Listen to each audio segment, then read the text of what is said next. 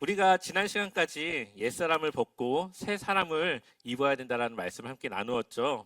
그래서 세상이 요구하는 삶의 규칙이 아니라 우리는 하나님이 주시는 그 삶의 규칙으로 바뀐 그 삶의 규칙으로 살아가야 된다라고 말씀드렸습니다.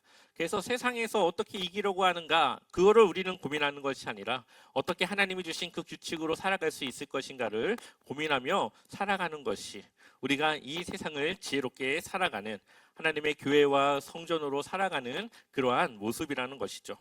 한 주간 여러분들은 어떠한 삶의 규칙을 따라 살아가셨습니까?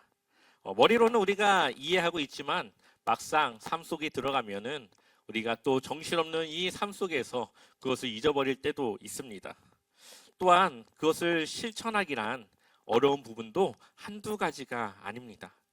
그래서 우리는 믿음이 있어야 되고 하나님을 의지해야 되고 성령님의 인도하심을 우리는 순종해야 되죠.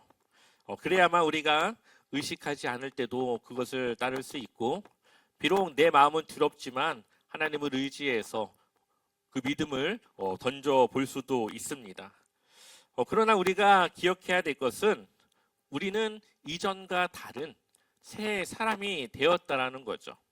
오늘 이 5장에서의 말씀은 그렇다면 바뀌어진 새 사람은 어떠한 삶을 살아가야 되는가를 우리에게 말해주고 있습니다.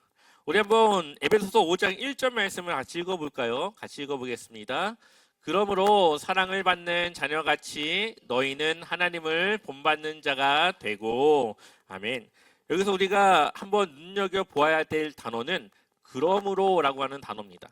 이 그러므로라고 하는 단어는 앞에 있는 내용들을 가지고 뒤에 있는 내용을 말하는 거예요. 그러니까는 너희는 하나님을 본받는 자가 되라는 그 이유가 앞에서 다 나왔어요.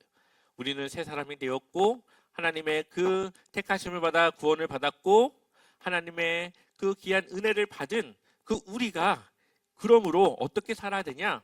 하나님을 본받는 자로 살아가야 된다라고 말하고 있는 것이죠. 우리는 이미 구원받았고 새 사람이 되었기 때문에 그에 걸맞는 삶을 살아가야 됩니다. 그리고 그 기준은 하나님을 본받는 삶으로 살아가는 것이죠. 그리고 바울은 그 말을 하기 이전에 사랑을 받는 자녀같이라고 말하고 있습니다. 여기서 말하는 것은 우리는 이미 사랑을 받고 있다는 거죠. 우리의 신앙생활은 하나님께 사랑받기 위해서 신앙생활하는 것이 아니라 이미 우리는 사랑을 받고 있고 우리를 사랑하시는 그 하나님이 우리의 아버지 되시고 그 아버지 되신 하나님을 본받아 살아가는 것이 우리 그리스도인들의 삶이라는 것을 말하고 있습니다. 그렇기 때문에 우리가 하나님께 사랑받기 위해 노력하지 않아도 우리는 이미 사랑받고 있는 것이죠. 그러니 우리 신앙의 목적, 방향이 하나님의 사랑을 받기 위한 것이 되어서는 안 됩니다. 이미 받고 있기 때문에 그냥 하나님을 본받는, 하나님을 따라 살아가는 그냥 그러한 삶의 방향으로 나아가는 것이죠. 우리가 자녀를 낳으면 그 자녀가 나에게 뭐 잘해야 우리가 그 자녀를 사랑하는 건 아니지 않습니까? 그냥 자녀라고 하는 존재 자체만으로 그냥 사랑받을 수 있는, 사랑받는 그 자녀입니다. 그렇다면 하나님은 더 우리를 사랑하지 않을까요? 우리를 만드셨고 우리를 구원하시기 위해 그렇죠. 예수 그리스도께서 우리를 대신해서 십자가에 달려 죽으신 그 아들의 생명까지 주신 그 하나님께서 우리를 얼마나 사랑하시겠습니까? 우리는 새 사람이 되었고 하나님의 사랑을 받는 존재가 되었습니다. 물론 온 세계가 하나님의 사랑 안에 있지만 그 중에서도 우리는 그 사랑의 그 결과에 우리는 동참한 그러한 하나님의 귀한 자녀가 되었다는 거죠. 바울은 왜 이렇게 지금 하나님을 본받는 그리고 사랑을 받고 있는 이러한 강조를 하고 있을까요? 여기에서 우리는 한번 에베소 이 지역이 어떠한 지역인지를 봐야 합니다. 에베소라고 하는 지역은 도시이면서 굉장히 발달된 그러한 도시이면서 문화적으로도 굉장히 발전된 그러한 곳이었습니다. 많은 철학가들도 있고요. 많은 부유한 자들도 있고 그리고 로마의 그 도시들 중에서도 손에 꼽히는 그러한 아주 큰 규모의 그러한 도시였습니다. 특히 이곳에는 유명한 것이 있었는데요. 아르테미스 신전입니다. 이 아르테미스 신전은 단순한 종교 공간이 아니라 여기에는 문화가 들어가 있고요. 경제적인 그러한 영향력이 있고요. 그리고 성적인 타락이 있는 그러한 곳이었습니다. 이때 당시 에베소 사람들은 대부분 이 하나님을 믿지 않는 기독교인이 아닌 이상은 대부분 이러한 우상 숭배를 섬겼습니다. 그리고 그 우상 숭배를 섬기는 종교 의식은 바로 성적 행위였죠. 그러니 이들에게 있어서는 종교는 곧 음행, 이렇게 연결이 되어져 있는 겁니다. 다시 말하면 이들에게 있어서 성적인 음란함과 음행은 나쁜 게 아니에요. 신을 섬기는 행위라고 여겨지는 겁니다. 그런데 교회를 다니기 전에 우상 숭배를 했던 사람들의 인식이 그렇게 되어져 있고 그것을 바꾸는 것이 쉽지가 않은 것이죠. 이들에게 있어서 음행이라고 하는 것은 죄가 아니라 자신이 믿고 있던 그 신을 섬기는 그러한 종교 의식이었기 때문에 그것은 그들에게 있어서 아주 자연스러운 것이고 그것은 당연한 것이었습니다. 그런데 이러한 사람들이 지금 교회를 나오면서 하나님을 믿으면서 이전의 모습과 새로워진 모습 사이에 갈등과 변화의 과정을 겪고 있는 겁니다. 그렇기 때문에 이제 이들에게 주어야 될 것은 이제는 너희는 하나님의 사랑을 받는 자녀가 되었고 그러니 하나님을 본받는 자가 되어야 되는데 그 하나님을 본받는 사람의 모습은 바로 그것을 버리는 것이라고 말하는 것이죠. 에베소서 5장 3절 말씀 우리 같이 읽어볼까요? 같이 읽어보겠습니다. 음행과 온갖 더러운 것과 탐욕은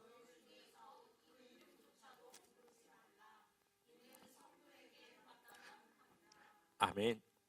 그 이름조차도 입에 그것을 담는 것조차도 하지 말라고 말하고 있습니다.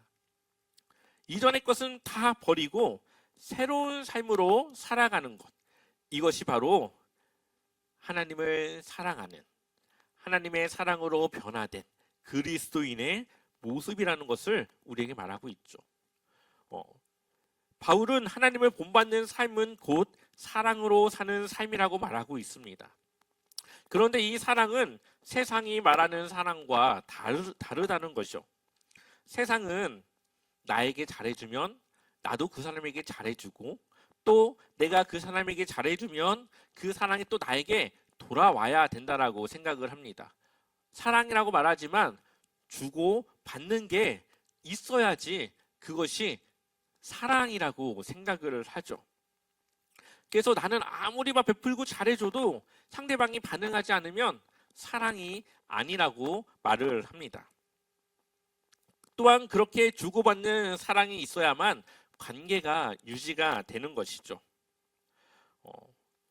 또한 그것이 잘 되지 않을 때는 그 관계가 끊어지기도 합니다. 그런데 성경이 말하는 사랑은 그것과는 조금 다르다고 볼 수가 있습니다. 에베소서 5장 2절을 보면 그리스도께서 너희를 사랑하신 것 같이 너희도 사랑 가운데서 행하라. 그는 우리를 위하여 뭘 버렸습니까? 자신을 버리사 향기로운 제물과 희생 제물로 하나님께 드리셨느니라. 아멘. 하나님께서 우리에게 주신 사랑 그리고 그 사랑을 보여주시기 위해 예수 그리스도께서 우리에게 보여주신 그 사랑은 희생이었고 자기 부인이었고 하나님의 말씀을 선택하며 순종하는 모습이었습니다. 우리를 창조하신 그 창조주가 피조물을 위해서 희생한 것, 그것이 사랑이고 또한 자기가 하나님이지만 하나님임을 버리는 자기를 부인하고 인간과 같은 그 낮은 모습으로 그 죄를 위해 죽는 것, 자기 부인이고 또한 하나님이지만 또 다른 하나님의 그 말씀에 순종하며 끝까지 그것을 지킨 그러한 선택을 한 예수 그리스도의 그 모습이 바로 우리가 본받아야 할 우리가 베풀어야 할 사랑이라고 말하고 있습니다. 이것이 바로 교회라는 것이죠. 우리 제자와 교회가 그래야 되고 우리는 각자의 삶 속에서 그러한 교회로 살아가야 된다는 겁니다. 그래서 하나님을 본받는 삶은 바로 하나님 중심으로 사는 삶이라고 볼 수가 있습니다. 거기에는 사랑이 있고 희생이 있고 진실이 있고 용서가 있고 관계를 그 삶의 중요한 가치로 생각하는 겁니다. 그런데 하나님을 본받지 않는 삶은 나 중심으로 살아가게 되죠. 그래서 내 욕망을 위해, 내 탐욕을 위해, 나의 이익과 나의 쾌락과 나의 원하는 이 사람들과의 그 관계를 위해, 또 다른 사람의 그 관계를 파괴하기 위해 나 중심으로 살아갑니다. 이 두 삶의 차이는 단순히 행동의 차이가 아니라 누가 그 삶의 주인인가의 차이입니다. 하나님이 내 삶의 중심이고 주인일 땐 하나님이 원하시는 삶으로 살아가는 것이고, 그러지 않을 때는 내가 원하는 대로 살아가는 것이죠. 하나님이 그 삶의 중심에 있느냐, 내가 내 삶의 중심에 있느냐, 이것은 결국 이러한 삶의 결과로 나타나는 것입니다. 그래서 에베소서 5장 5절 우리 한번 같이 읽어보겠습니다. 너희도 정녕 이것을 알거니와 음행하는 자나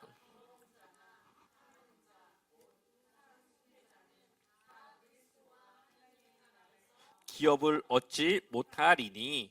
아멘. 이러한 사람들은 결국 하나님의 나라에서 뭘 얻지 못합니까? 기업을 얻지 못해요. 기업이라는 것은 나에게 맡겨진 그것을 말하는데 맡겨진 것이 없다라는 거죠. 그러니까 하나님 나라가 그에게 주어지지 않았다라는 겁니다.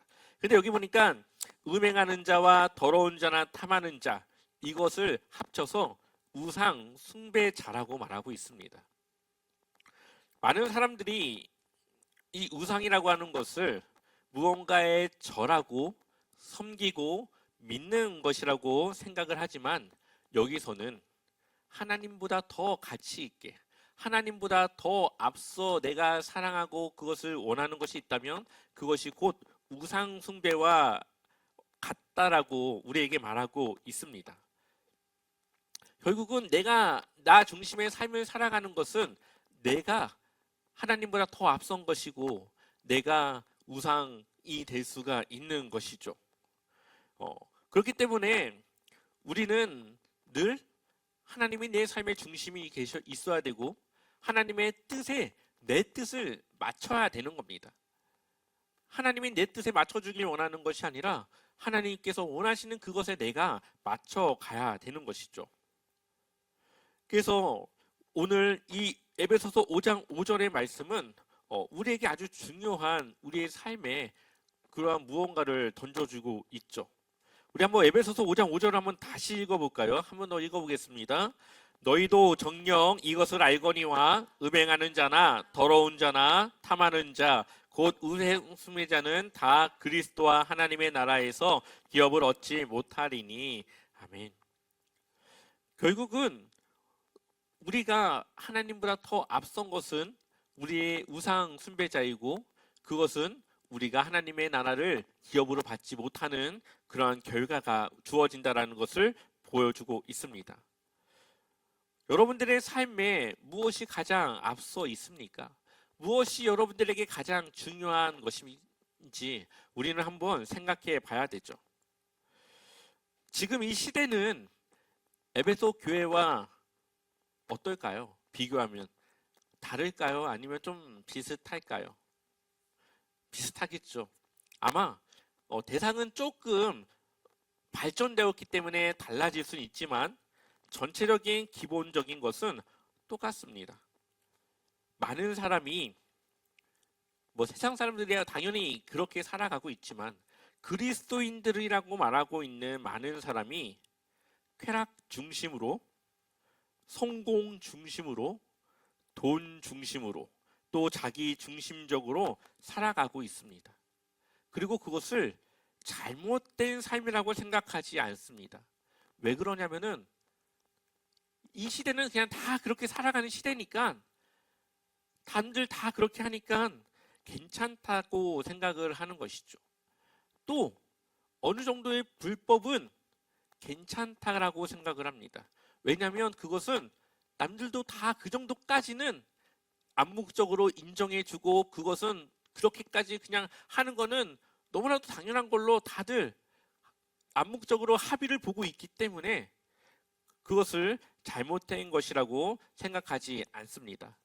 또한 너무나도 올바르게 너무나도 그것을 지키려고 하면은 유연함이 없기 때문에 어느 정도의 삶의 유연함을 가지고 가끔은 좀 벗어나기도 하고 또 대체적으로는 하나님 그 기준에 살아가기도 하는 유연함을 가지고 있어야 된다라고 생각합니다.